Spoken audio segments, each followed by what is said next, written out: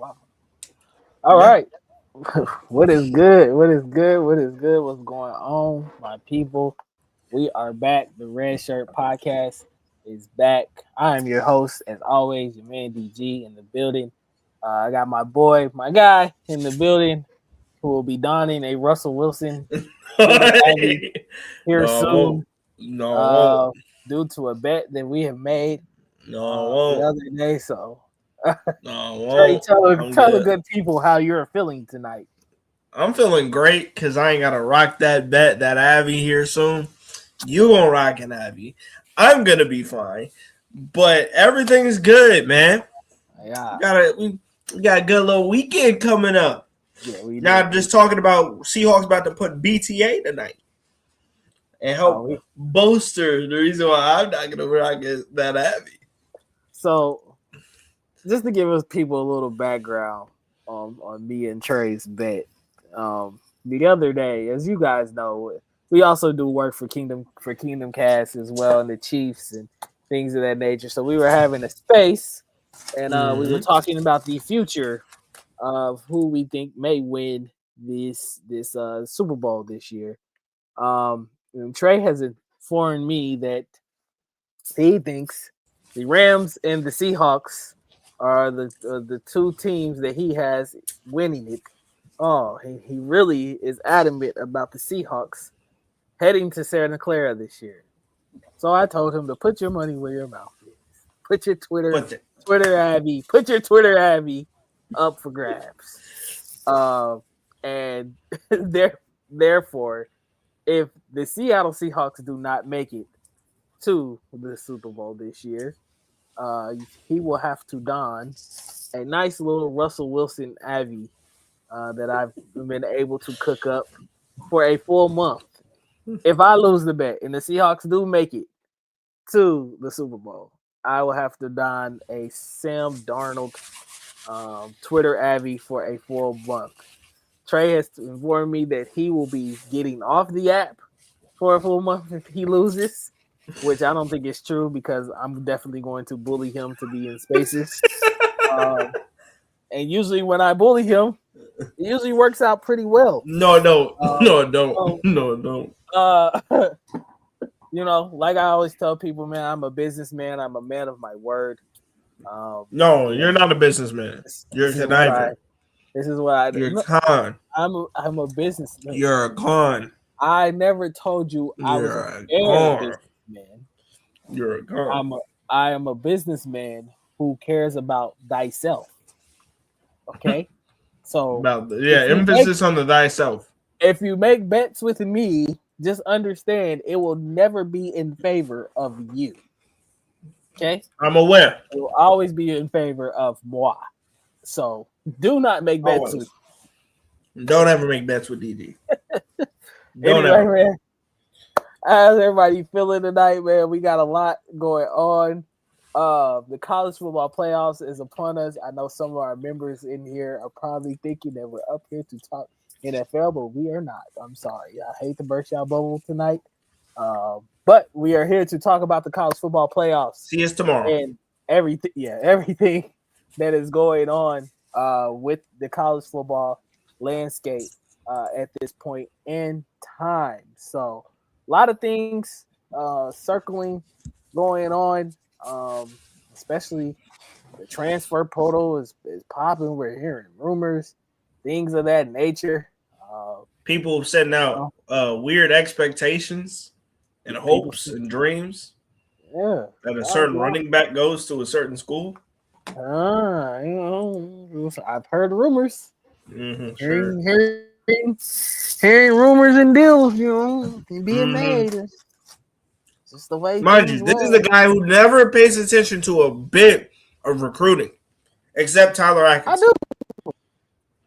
What? I do pay Except attention Tyler to Atkinson. recruiting. I only pay attention to Texas recruiting. I don't care about these other schools.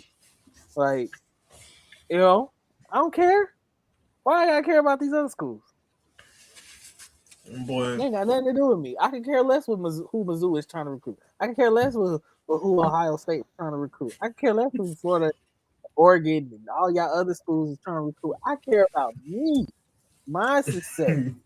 Okay. He said, "I care about me." Uh, speaking speaking of which, we will start with some Texas news. Actually, tonight there has been some shakeup in Austin here as of recent, which before we even got on the show.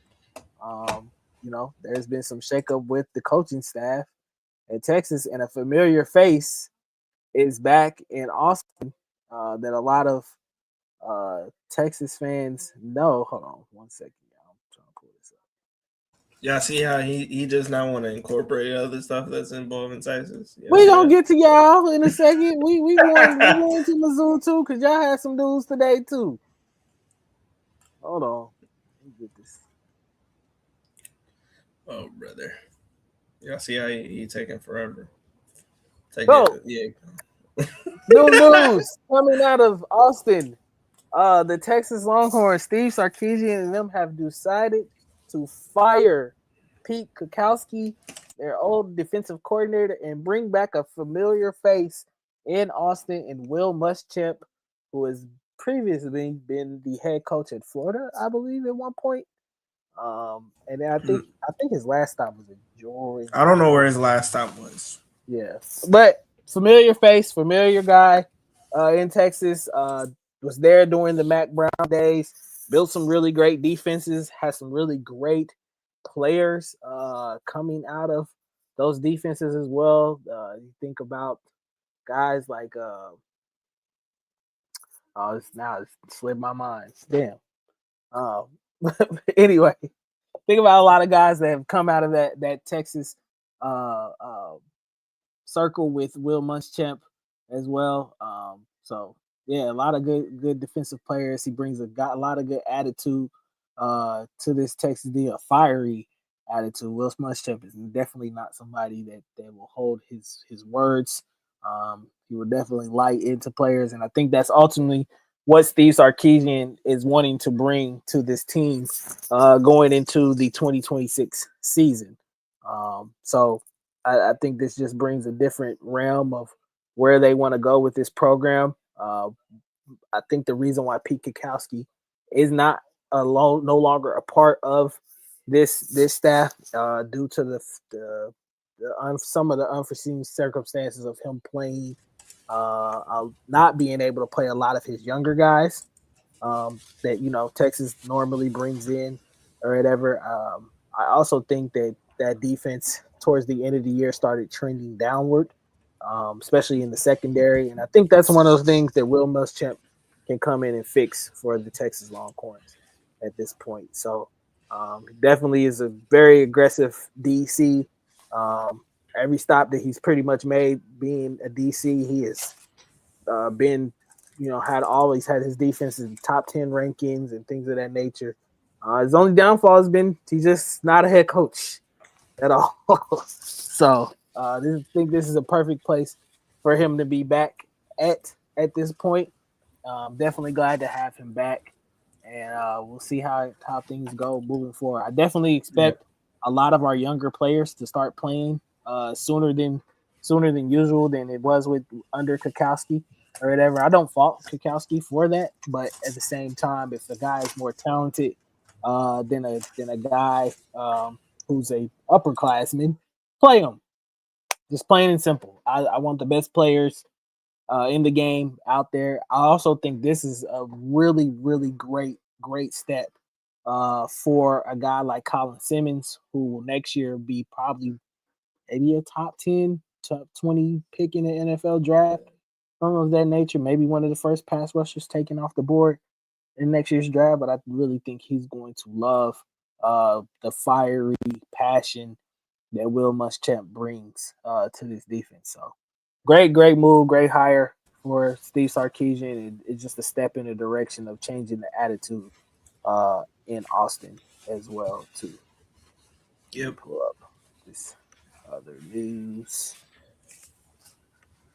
Like I said, it's been a lot circling around with the transfer portal. Can I get this? Oh yeah, I can. Okay. Sorry, guys.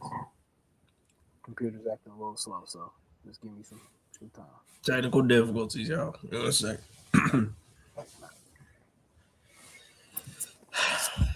In other news, as we move to the University of Missouri, uh, Bo Pribula, the starting quarterback from this year's um, University of Missouri Tigers, has decided to enter the transfer portal. I messaged Trey earlier about this, and he told me that it is Matt Sauler's time in Columbia, Missouri. So, how you feel about Bo moving on, going in a different direction right now? You said you kind of think this was already writing on the wall for you.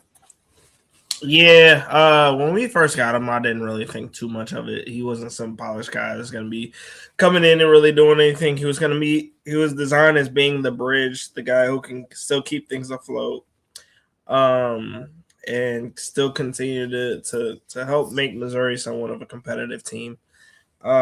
Which I mean, he did that. He led us to 6-1 before he got injured against Vanderbilt. Then things kind of fell down from there. He came back. Uh, he looked okay, but he didn't look the same. And then I mean, kind of from then on, we lost. We lost some other games. But I mean, honestly, I appreciate Bo for everything that he's done for the 1 year. He gave us a little bit of excitement early on in the season. Things were looking good. I think the main part was is that he had a chance of doing something that not a lot of other quarterbacks can say, and that's beating Bama. He made the crucial throw of missing Marquise Johnson wide open on the flat, and we ended up losing to Bama by 3. Um, from then on, it just wasn't the same. From here on, I'm very excited for what's going on. Bo will not be playing in the bowl game against Virginia, as well as some other players. We're getting hit with the transfer portal bug just like anybody else. And he will not be taking over, and it's okay because of the fact of the matter is that we put in a lot of money and a lot of recruiting into a kid who was formerly a 5-star. You look at him now, it's going to say he's a 4-star. Matt Zollers. I believe in the kid. I believe in everything that he's got going on. We gotta go find a new offensive coordinator. But I have absolute confidence that we will find ourselves a new offensive coordinator. But as it always been said, it's Matt Zoller's season, baby, and I'm excited for it. So appreciate you, Bo. Thank you for everything, but it's time for the freshman. It's time for the rookie to get the keys to the Lambeau. Yeah, correct. Like It's said, gonna it's be been a lot of movement with the transfer portal. Guys going here, guys going there. Couple other notables. Dylan Raiola has decided to hop in the transfer portal. Jace Brown from K State has decided to hop in the transfer portal. Who's the kid out of NC State, the running back today? Sowell or something like that. Yeah. Hollywood. Yeah, he's arguably right now the best running back available in the transfer portal. If unless a certain running back from Florida the transfer portal, What Nick Saban said. I'm not going to do it, so quit asking. Yeah, there's been rumors, about Jaden Ball from Florida hopping in the transfer portal and heading to a certain school, that I won't say at this point in time right now because everything is just speculation, So I don't want to get into the details, but there are some offers on the table for one Mr. Ball in Florida as well. But yeah, man, the transfer portal is really, really, really hopping at this point in time. I'm kind of surprised at the amount of players that are actually deciding to switch and go to different schools at this point. But it's almost kind of like free agency right now. It is, especially with I know we talked last week with a couple weeks ago with Clint about this situation and the transfer portal. How are your thoughts moving forward as far as how things go with this thing, and where do It you see it going? it's a great thing. Like you said, we talked about this with Clint a few weeks ago. You enjoy the aspect of you want the kids to make your money. You want the whole thing about it is because the kids deserve to make their money because of the fact that they're putting their lives out on the field and they need to get some compensation back. But it gets to a point to when I'm starting to see teams like Texas A&M and USC putting out tweets talking about we re-signed a player. Mm-hmm. The kid is there to get his degree. The kid is there to play ball, but he's also there for his education. Yeah. Like I said, all four. I'm all for the kids to get their degree. But come on, y'all ain't got to say a re-sign. Mm-hmm. Resign? Come on, man. Like that ain't it. That ain't it. Uh so that's kind of how I feel about it. But I mean, by all means, again, if you feel like you can go test the market and you can go get a better number than what is than what is initially out there, by all Mm-hmm. means, go check yourself out. See if you can go test those waters. Yeah. Um, by Yeah. all means, yeah, go, yeah. No, no, I'm good. I'm good with Matt. I'm good with Matt, brother. Y'all don't I'm want good with T-Move Matt. Mahomes? Come on, man. He can go to Oklahoma. He can go to Oregon. Yeah, I He can think definitely go to that's Oregon. probably where he's going to end up going, up there with Dan Lanning, especially if Dante Moore ends up Maybe, leaving and going to the NFL at this point. So wouldn't surprise me at all. maybe. If that's what ends up happening. But we'll see where Mr. Raiola, Timo Mahomes ends up landing here soon. I think he's gonna go to Arizona State. I think he's going somewhere West Coast too. I think he wants to play somewhere where the weather is nice and he doesn't have to worry about. There have been talks about Texas Tech as well, which would be absolutely insane if that happened. Um, Definitely wouldn't want to see that at all at this Yeah. point. But Yeah. I digress. Let's get to a little bit of other news as we move on to the show. We have our Heisman Trophy winner in Mr. Fernando Mendoza, the quarterback, Indiana University. Man, I think this was obviously a no-brainer for a lot of people, especially voting.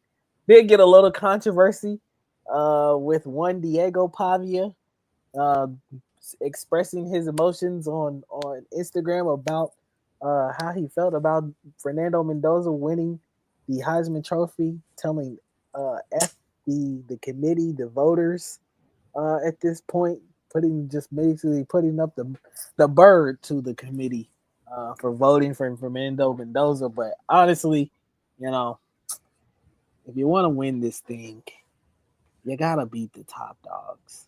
And you didn't do that this year. You didn't. Sorry.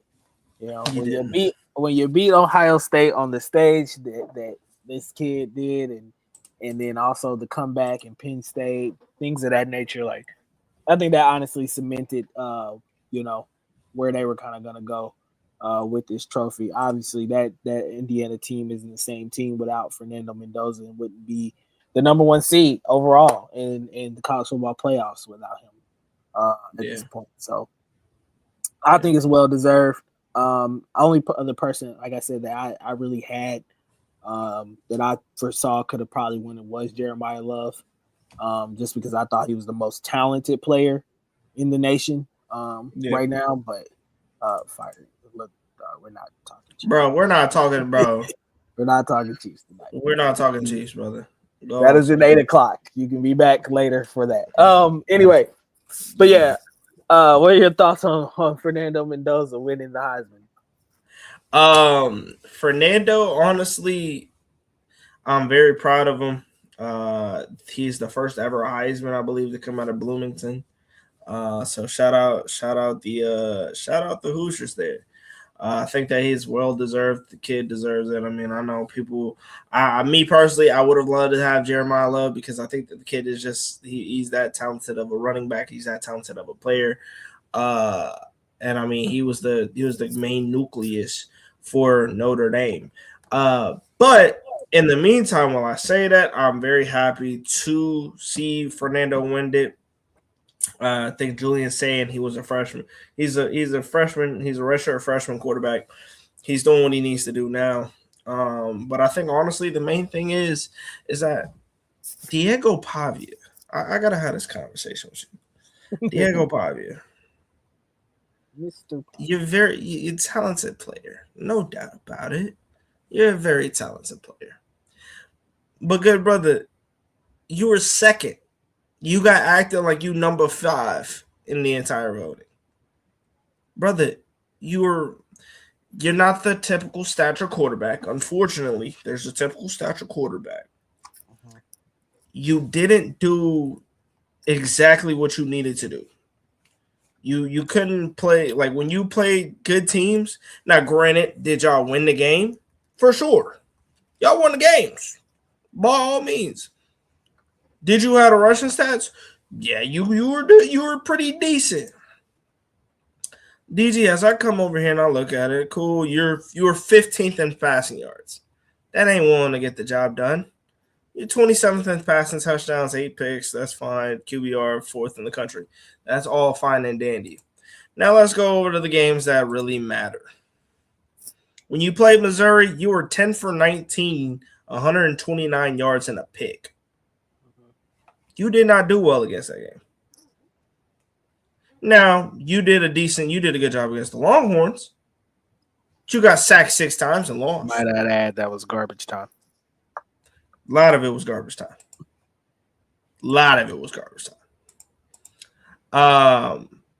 To add on to that, you played Tennessee, went 18 for 28 for 1 touchdown, 2 picks. You weren't the most consistent quarterback. And a lot of the times that you had games where it really depended on it, at Alabama, 21 for 35, 198, 1 touchdown, 1 pick. Jalen Hurts is crazy. Somebody compared him to Jalen Hurts. This dude think it was coming. Yo, I'm not mad at it. I'm laughing because I'm like, I'm not mad at it. I can see it. Basically, I can see it. But brother, you when it came to the games that really mattered, you did not look great. Like the games that you lost, a lot of them were garbage times, touchdowns. For the most part, you really weren't. You didn't do great. And then you go ahead. Not only do you lose the Heisman, brother, you go clubbing and put a sign that says F Indiana? You mad at Indiana? Right, like you didn't even play them. You didn't play them. Right. They're not even in your conference. They're not. They're not. You mad at Indiana because Fernando won it? Like, brother. And the funny part is, I was talking to somebody, it wasn't related to football, but people would be like, oh, well, he's a 6-foot quarterback. They told me that, say, ESPN and other people, they add 2 inches on you to make you look taller than what you initially are. So really, he's 5'10". I wouldn't be surprised if they say he's 5'9". Brother, by all means, whatever you have just done, So you're saying good luck to you. Murray. I don't even think he's Kyler Murray, but I don't even think he's Kyler Murray. Well, I mean, brother, at this point in time, brother, you dismantled any type of draft stock that you could possibly have. No team is going to really be wanting to work with that. I mean, when you come in and you tell people your mentor is Johnny Manziel. Your mentor's Johnny Manziel. You know, DG. I like your Johnny. mentor. I do. Johnny's a great talent. I was a fan. I was like, bro, this kid could sling it. like Johnny, That's but Johnny was an asshole. name a quarterback who could dismantle Bama like Johnny did with Texas A&M back in 2012. Nobody. Yeah, But and ultimately, it was one of the reasons why Johnny won a Heisman. Exactly. They were like, oh wow, this dude just. I mean, you just cook with Mike Evans and other people. Yeah. Actually, you don't need to, because I guess I'll speak to that. Yeah. Had this been, let me think, around the country. Say this was DJ Lagway. Yep. Or who else? Give me another one. Another pretty good quarterback. Say this was Marcel Reed. And listen, Marcel Reed was potentially gonna be a candidate for the Heisman Trophy. Now if one of them had said F Indiana, F the voters, be a lot different story. I just think a lot of people, we kind of, just because it's Diego Pavia, gets kind of swept under the rug that, he said this stuff or whatever. And ultimately, I think it's a difference when, somebody else says it versus somebody else saying it. I don't know, man. Like his actions all year, it doesn't surprise me, man. I do think the kid can play, but at the same time, you can just kind of see from the family that he comes from. Mom was twerking in the stands. DG. Yeah, go ahead. Let's have this conversation. Because I saw a clip. They said it was a bracket, right? It was a bracket of all the Heisman people who actually won it. Mm-hmm. Dude goes, Lamar Jackson, or he goes, who did he say? Lamar Jackson or Cam Newton? This dude says, me. What do you mean, you? You aren't on the selection? And he had to explain, no, this is an actual bracket of Heisman winners. And then you think you're the best quarterback in college football history? Pretty much. Brother, you did not. We watched that Lamar Jackson team back in 2018, 17-18. We watched Cam Newton win a national championship with Auburn. Mm-hmm. We watched Bryce Young deliver a national championship to Bama. Yeah. We watched Johnny Manziel make this into an icon.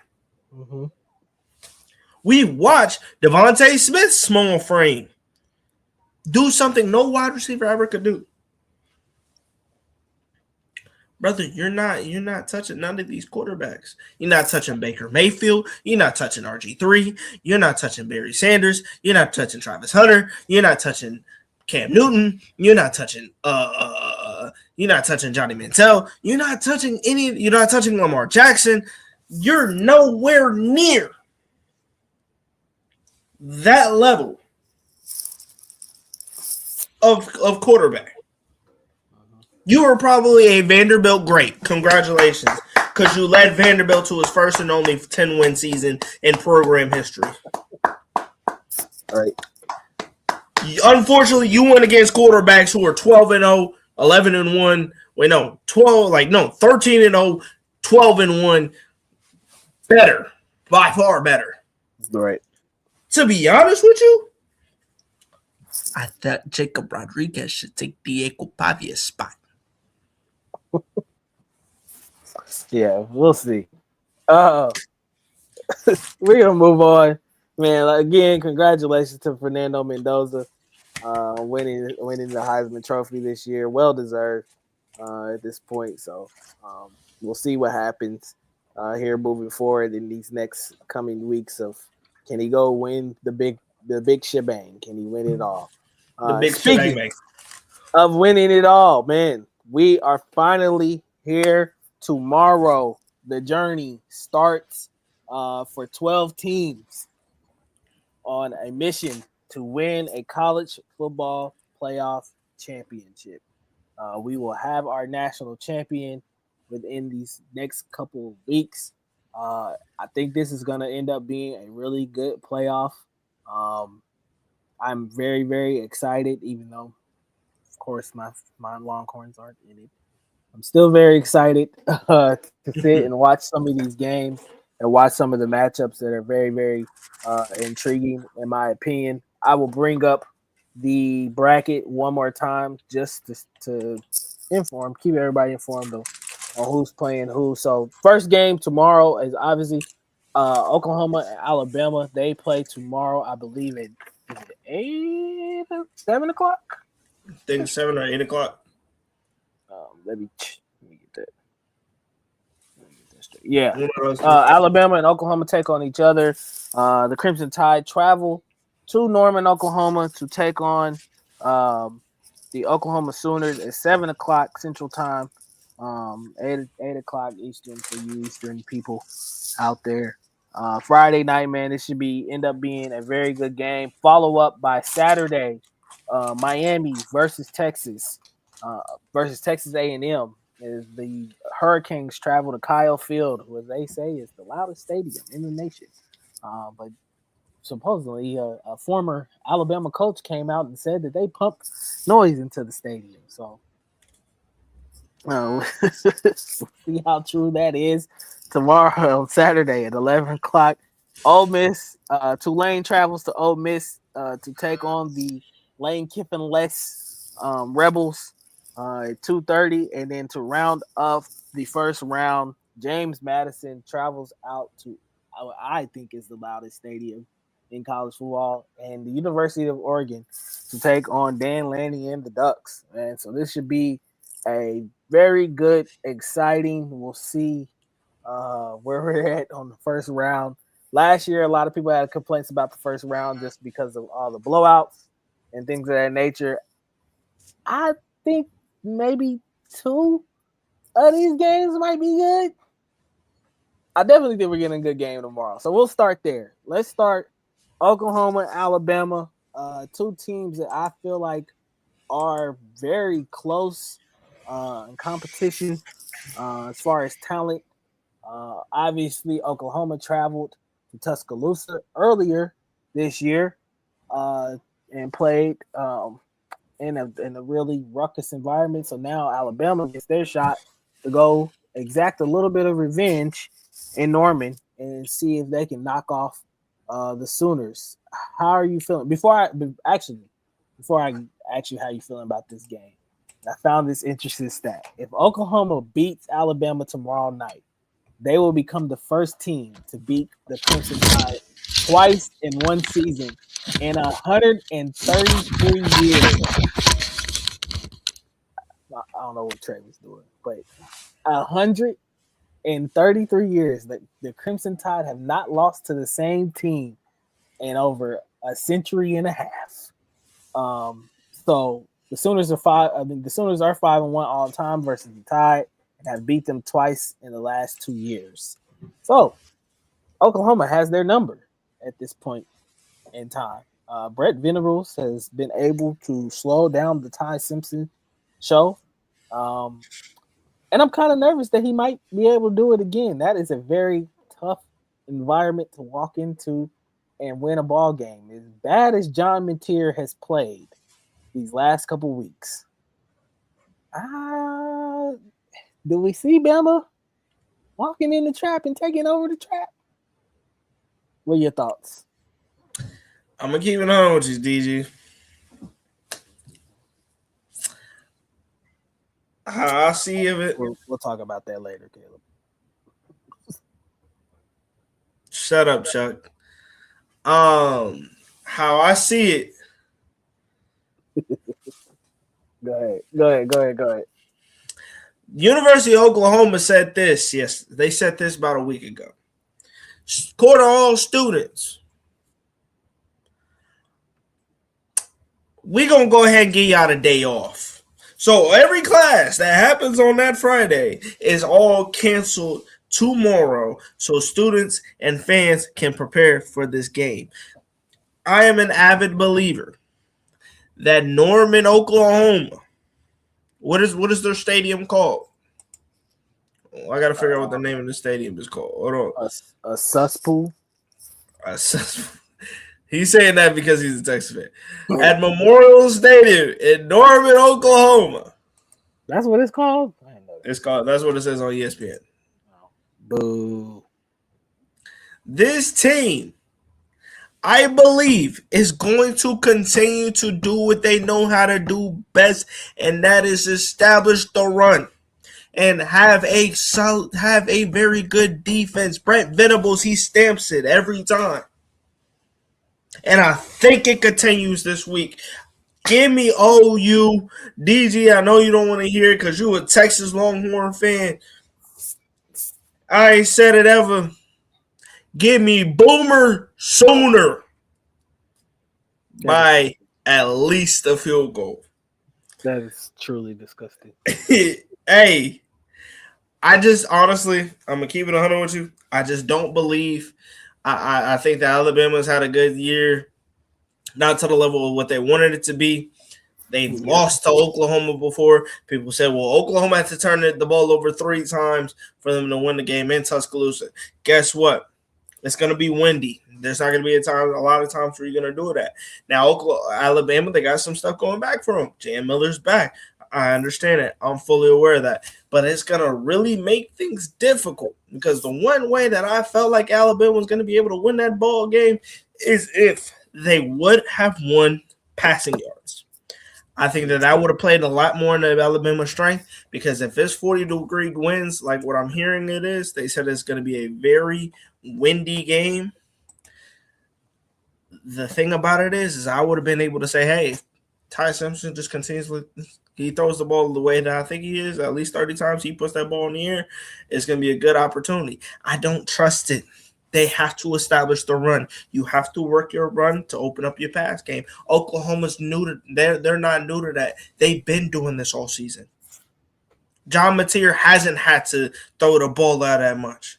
John Mateer has been able to be more effective with his legs. And I think that he's going to continue to use his legs and he's going to lead this Oklahoma team to a win on Friday night and advance to go play. Who are they going to go play? If they win, they will be playing the number 1 seed, and they will go and play the Indiana Hoosiers. Give me Boomer Sooner by at least 3. Yeah, you know, I try to be a realist. I always try to be a realist on this show.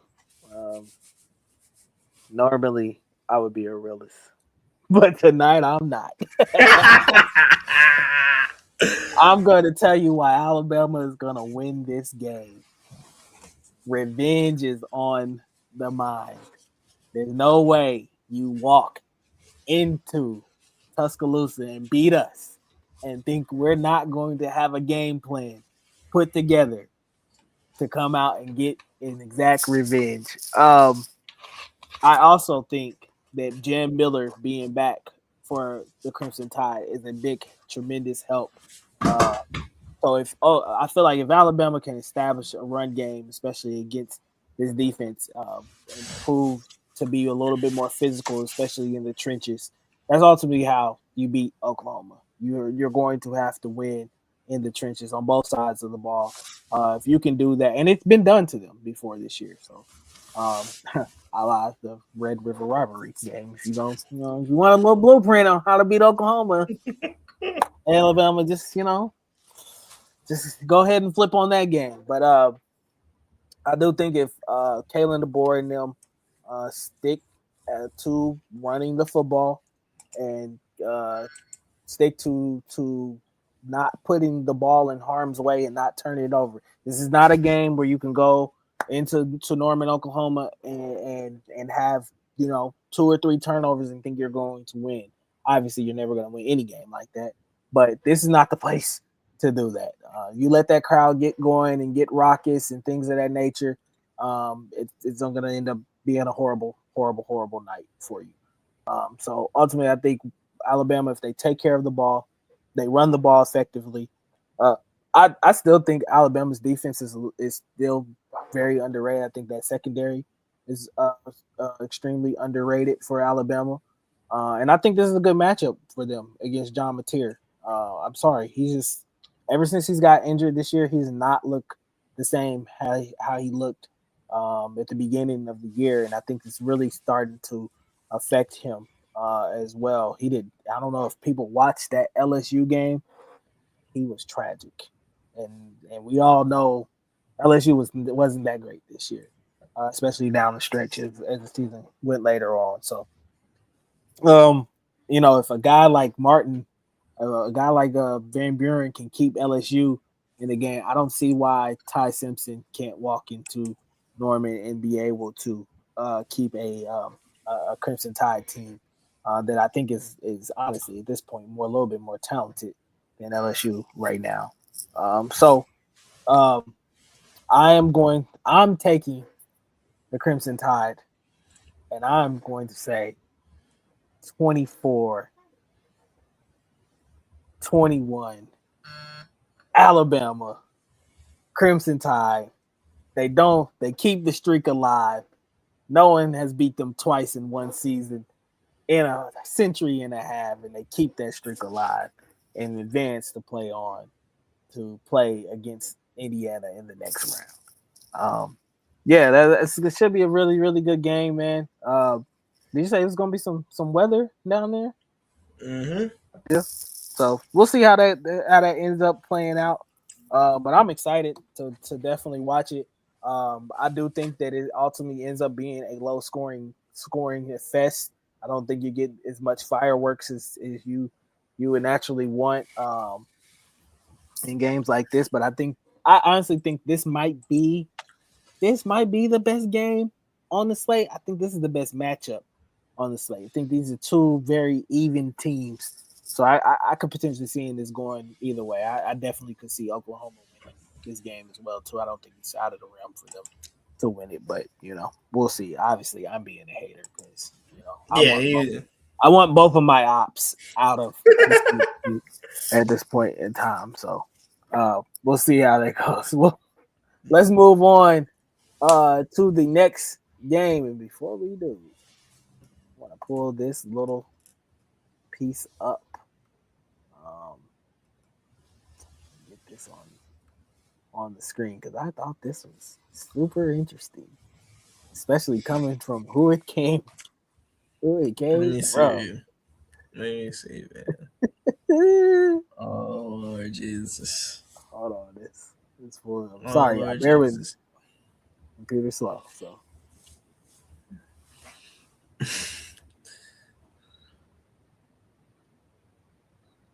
All right. So Nick Saban had joined the Pat McAfee show, and I quote, he said, I did more complaining to the SEC office. It was more than complaining that I didn't really want to say on this show about this. This is the noisiest place. Plus, they pipe in noise. You can't hear yourself think when you're playing out there. Speaking about Kyle Field in College Station for Texas A&M, Nick Saban has come out and said the noise is artificial. So I So thought they that said was it's very interesting. fake. That's what Nick Saban. Nick Listen, Saban's like, I didn't say it. Texas, we didn't say. I mean, the last time we played there, we won. So the noise didn't do anything to us. But we play there at night. Miami gets to walk in there and play in there during the day. So see how different it is. But no, for Nick Saban to come out and say this, I thought it was just super interesting, and I thought it was very, very shady of him. But I didn't expect anything less because we all know how Nick is, and he's gonna speak his mind at the end of the day. I do think that there is some truth to this. That's the beauty of college football, though, is that you get to, you get to make your home field the way you want it. The home field advantages in college football. I tell people all the very time, true. You cannot create the atmosphere, and I love the NFL, but the NFL cannot duplicate the kind of atmospheres that college football does.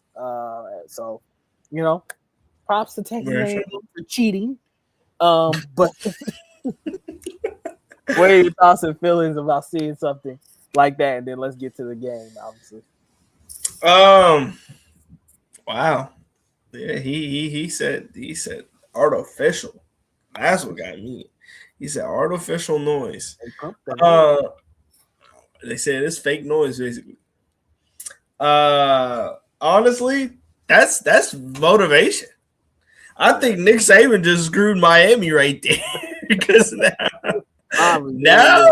now Texas A&M fans coming in full force. Right. Um, I mean, dude, that's the most. Please don't say that on public than anything. Because now you don't open up the floodgates. Texas A&M fans, they about to go in full force, and they about to be screaming their heads off. Mm-hmm. I think that was a wild take for Nick to say, but I mean, people aren't gonna tell him to be quiet because it's Nick Saban. Name comes with weight, and clearly his has a lot of it. I just think that was just the worst time to say it, which is the only time that the last home game Texas A&M is going to have this season, which is now you're having that in Aggie land. Now, if you would have said that in Texas A&M is on the road, okay, fine, whatever you say, what you want to say, but you just said that a couple days before the Texas A&M game. For Texas A&M and Miami kickoff. Now, what do we call Carson Beck Doofy? Hey Doofy, you gonna have to put up or shut up tonight. That game, you gonna have to put up or shut up on Saturday. Because if you don't, and Texas A&M comes in full force, it's gonna be a nasty game for y'all. But nevertheless, I think that it's going to be a great team. I think it's going to be a great game. Me personally, uh,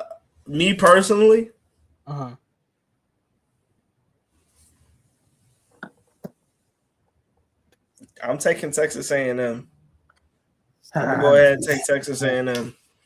I'm very much so leaving on the Aggies. I believe that Kyle Field is louder than what Nick Saban is trying to make y'all presume y'all to be. I expect Texas A&M to come out in full force. I expect everything to go as it should.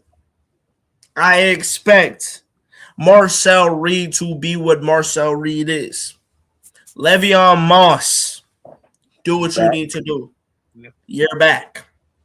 Cassius Howell, 816 kid, go do what you need to go do. Casey, what's his name? Casey Concepcion. He was initially great name. It was fantastic. I thought he was going to Kansas State. I was like, bro, they about to have him over at Kansas State. Crazy. He goes to A&M. Concepcion. Back at the crib. Will Blanket Lee, another 816 kid. Go do what you gotta go do. I'm leading the Gig'em. I'm leading the Aggies. I know you don't want to hear that one either. That's another one. That's what you call Lil Bro. Lil Bro gonna have to do what Lil Bro gonna have to do. And Lil Bro gonna have to go be great. And I think he's gonna go be great. Yeah, man. This is another game that I think will probably be one of the better matchups on the board. You know, and I hate saying this. You know, normally I would love to be a hater in this situation. But I got Texas A&M winning. Yo, hold on.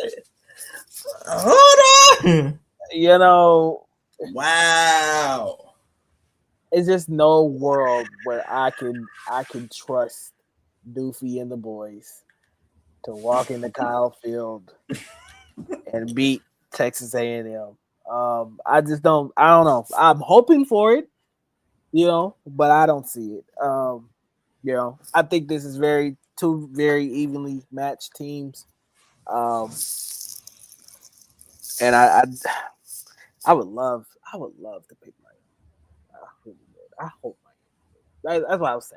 My mind says Yes. Texas A&M, but my heart says root for Miami. Just because ugh, to see Go ahead. A&M win a playoff game would be absolutely disgusting at this point. But I have to be a realist in this situation, especially after hearing that Nick Saban quote. Yeah, I think he just ultimately screwed the Hurricanes over. And I think that Texas A&M team and their fans, that crowd, will be lively and ready to go. One thing I will say, I think that is working in Miami's favor. That they should be glad that this game is pretty much at noon, and not at night, Yeah, it because feels I that think night. Kyle Field at night, man, is a whole different ball game down there. Lots of respect for that atmosphere and things of that nature. But yeah, man, yeah, I gotta go with Texas A&M on this one.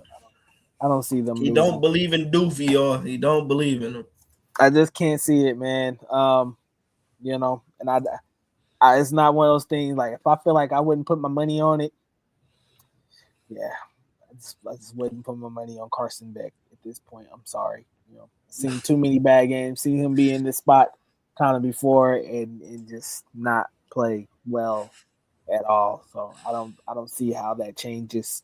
Um, maybe maybe if Miami can establish a run game, which I do think that they have been a lot better at being able to do this year. Um, Plus Malachi Tony is a absolute star on that For team. sure. For My sure. hope and prayer is that Texas A&M has no plan for him at all. But if they do, yeah, it's gonna be a long day for Doofy and the boys. So we'll see how it works out for them. But I am very intrigued to see that game. I'm glad that that's the first game on the docket for Saturday, because the next one we're getting into, I don't think it's gonna be a good game at all. Um, as the Tulane Wave travel to Old Miss in Oxford to take on the Lane Kiffin-less Rebels, man, at 2:30 afternoon on a Saturday. I don't have much about this game just because if Lane was there, I would. I think Go if ahead and Lane just say was it. there, This would I be a whole think, different ball game. and I think it'd be a blowout. I still think it could end up that way.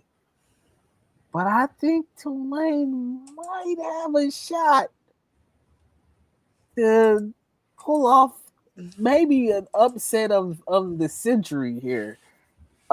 Just everything that's been going on in Ole Miss, Lane Kiffin leaving in the middle of the night to take on the job in LSU. Um, I don't know. I listen. I'm still gonna say Ole Miss wins this game handily. But I would not be shocked if Tulane figures out a way to bank off of all the turmoil that's been happening in Oxford and go in there and get a dub. What are your thoughts on this game as well? I'm keeping 100 with you. I fully agree. Because I'm going to tell you why I agree. Lane Kiffin, great offensive play caller. Mm-hmm. He's been great for him. Trinidad Chambers, he was great. Mm-hmm. That whole entire offense, great. Dog. Pete Golding, their defensive coordinator. Pete Golding, no disrespect to Pete. I think that Pete's already building up a great staff for next season. I don't trust the DC playing offensive play calls. That's just me. Yeah. And for what I saw from Tulane was really able to. Now, mind you, they were playing North Texas. Right. Shout out Drew Mestebaker. He's in the portal now. Drew Mestebaker tried his best.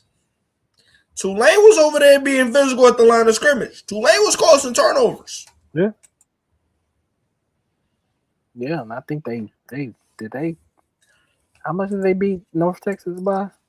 They handled North Texas by 2 scores. I think so. Yeah, and that game wasn't really ever that close. It wasn't. At one point, the game was 31-7. So yeah, you know, yeah. Yeah, I think Tulane's got a shot here to do some damage, and really shake up some things in this bracket. But I'm going to lean that Ole Miss's talent will outweigh all of that. We're gonna lean it, but we're gonna lean Ole Miss. It would not surprise me if Tulane win there and shock the world. So we'll see what happens, man.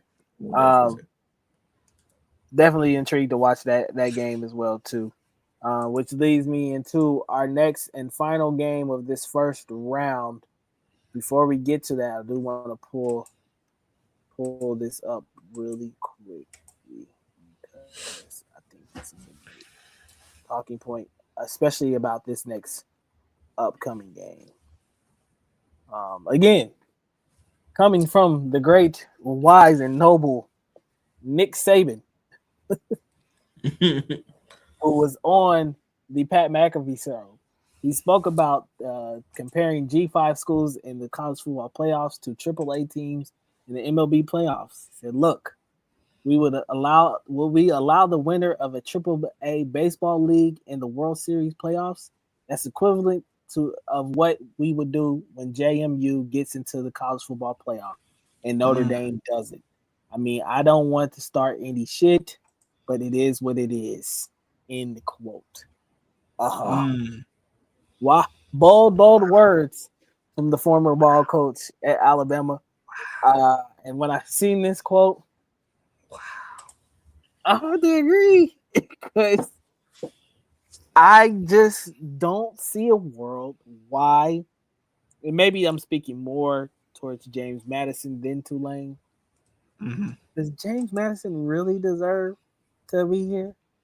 Do they really deserve a shot to play for a national title? Who they beat this year?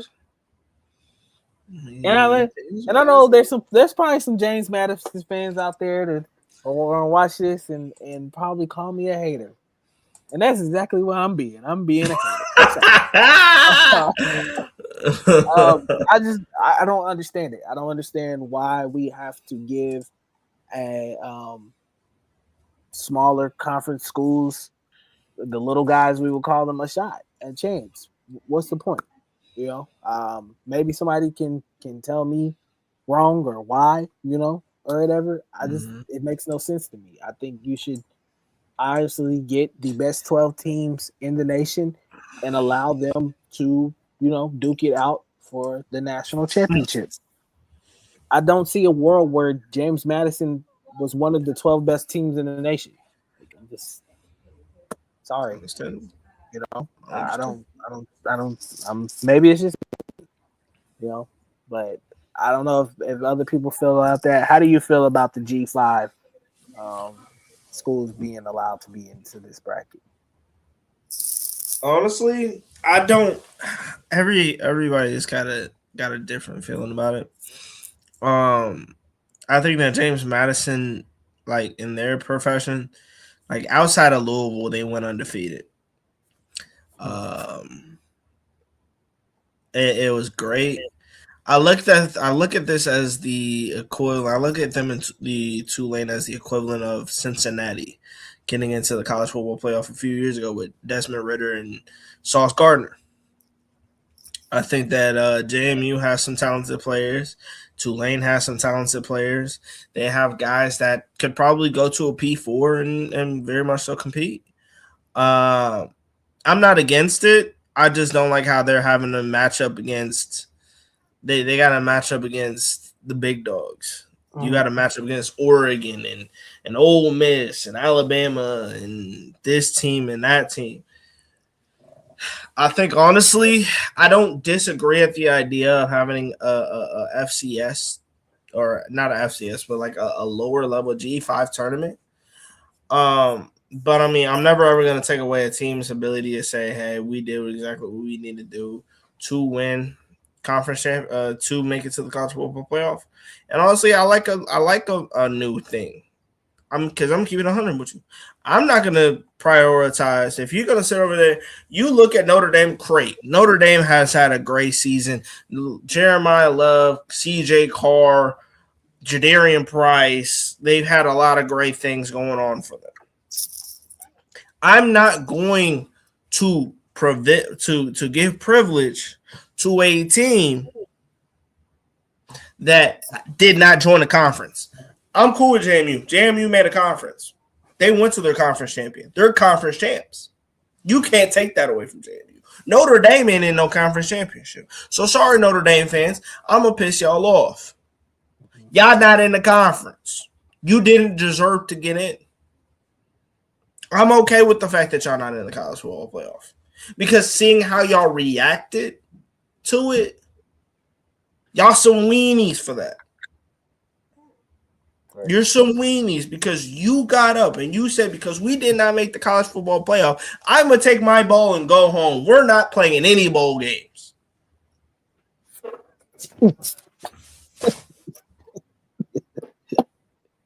They threw a fit. They got upset. I'm in agreement as far as the Notre Dame side of things. I just can't agree with also letting James Madison in. So I don't think neither one of them got in the field of 12. I'm sorry. At least they won their conference championship. That's true.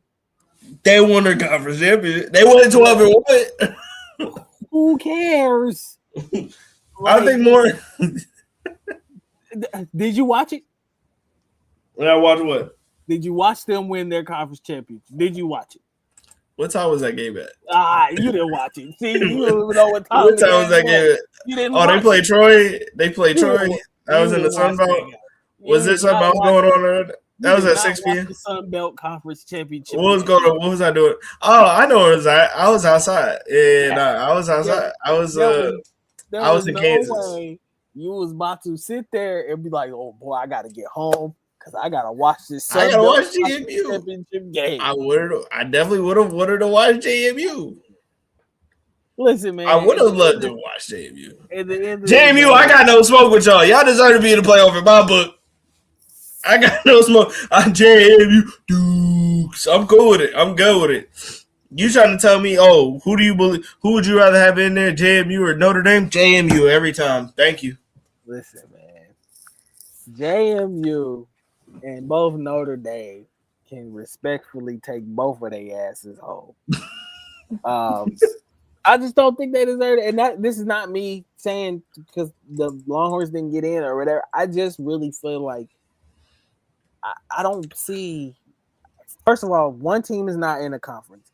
The other team plays in a conference that nobody talks about. I'm sorry. I don't know many people, and maybe, like I said, if you live in a different region of the world, I don't know many people that's sitting back and watching Sun Belt Conference football. That's like me saying, man, it's Tuesday night, and I'm gonna sit back and I'm gonna watch me some Mac shit. You know, brother, that's a Tuesday night. It's a great night. That's the reason why. That's the reason why they play on Tuesday night. Because hey, man, I love you some. Any other night, ain't nobody watching action football. Who wouldn't love a good action? I like me some action, man. At the end of the day, man, I don't. Let's get into. I guess we should get into this game. Look, I don't see this being a game at all. I'm sorry. I think James Madison. Congratulations on making it in, but you played yourself. Uh, they probably got the absolute worst matchup that they could ever get, and having to try not only play one of the more talented teams in this field in Oregon, but also having to travel to one of the more challenging places to play in college football. So I don't. Maybe I'm wrong. I'm like I said. I will always admit when I'm wrong. I don't see a world where James Madison goes into this and it's remotely competitive against Oregon. I think this game ends up being a dog walk. Very uninteresting game. I'm surprised it's the night game on top of that because I just don't see it happening. You know, but if it does, James Madison will pull off one of the greatest upsets in college football history. So, it's not like it's never happened before. Anybody can beat any given Saturday, but yeah, I don't, I don't see it. Good luck. What are your thoughts on the game? James Madison, I appreciate y'all. I do. Like I said, I think y'all deserve to be in. There's certain things that's going on. Hold on, I gotta double check. I gotta make sure. I gotta know something, DG. Is he playing? Is he playing? Is he playing? Is he playing? It don't matter if he playing or not. You going into you are going to, in my personal opinion, the loudest stadium in the college football country. You're going in there.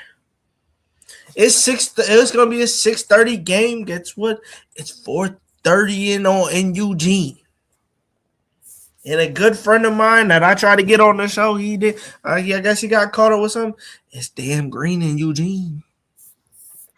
It's damn green in Eugene, and there's a whole bunch of duck shit.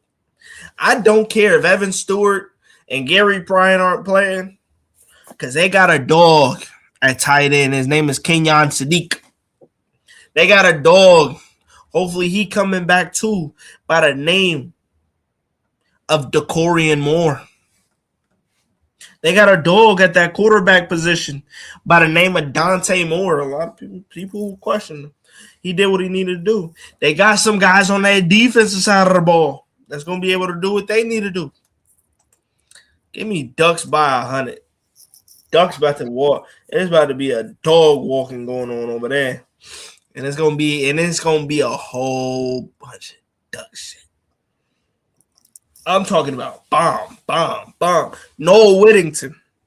It's your time to shine, good brother. That running back room, hand the ball off. And last but not least, I believe in Dan Lanning. This team, they did not do what they wanted to do last week.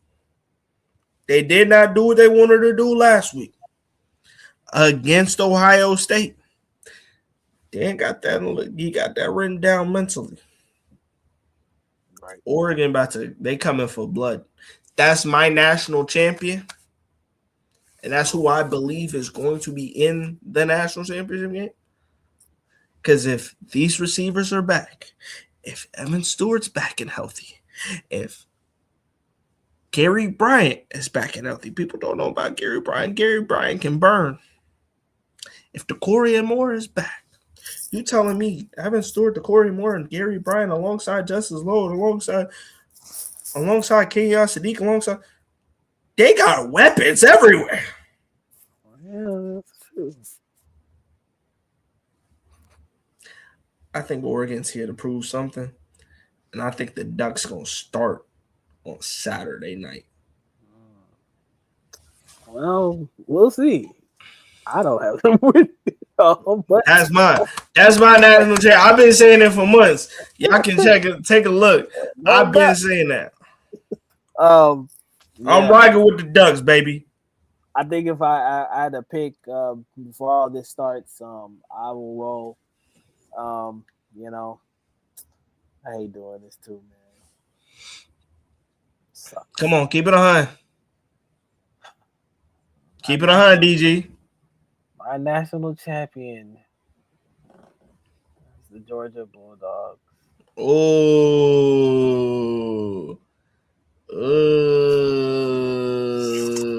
But yeah, I think Kirby and them win it all. I think they're playing the best football out of this 12-team bracket right now, especially down the stretch. I think that they have the physicality and the defense um, at this point to pull this thing off.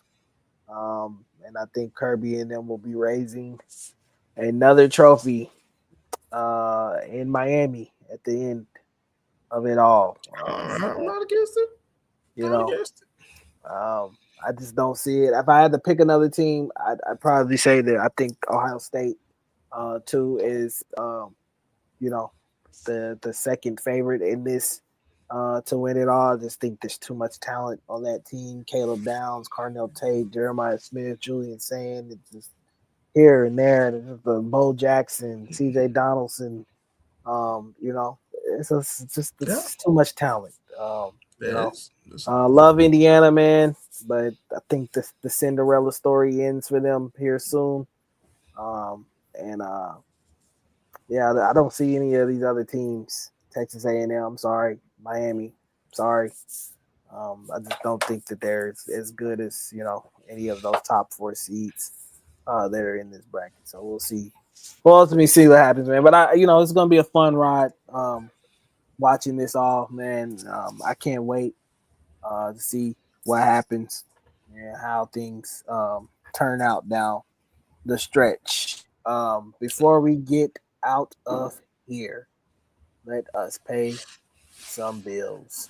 We need some Of bills. course, man. There's a lot of things going on coming up for in the sports world, and no matter what sport you're watching, Underdog Fantasy has you covered. When you sign up with the code KingdomCast, play 5, you get 75 for all new users. Plus, Underdog Fantasy at this point in time is running a lot of great promos for the month of December. You're getting pretty much a promo every day in this month. So go on to Underdog Fantasy and check that out. Like I said, when you're a new user and you play 5, you ultimately get 5. The Jake Paul fight is tomorrow. Tomorrow? Is tomorrow? No, Saturday. Saturday. Jake Paul. Saturday's gym packed full of stuff. Jake Paul fight. NBA is of course going on. You got NFL this weekend. You got what else you got? College football playoffs. Everything in between, man. Underdog Fantasy is the place to play daily fantasy sports and win cash prizes, man. So head over there. Tell them that the people from Kingdom Cast send you. Use the promo code below, and get yourself over there and make you some money. The Christmas season is upon us, and I know you guys would like a little bread. Actually, Christmas and Christmas Day for the NBA is coming up. So if you want to sit back and watch, a little Christmas hoops, and win you some cash, Underdog Fantasy is your place. I don't know if you want to watch much NFL because we done. We done. Chiefs are cooked at this point. We're but done. Hey, maybe you want to put a little cash down on Gardner Minshew. I'm putting cash down on the Titans. To do something. Maybe you want to take a Cam Ward anytime touchdown, because this would be the 1 week against he's gonna go stupid where he scores.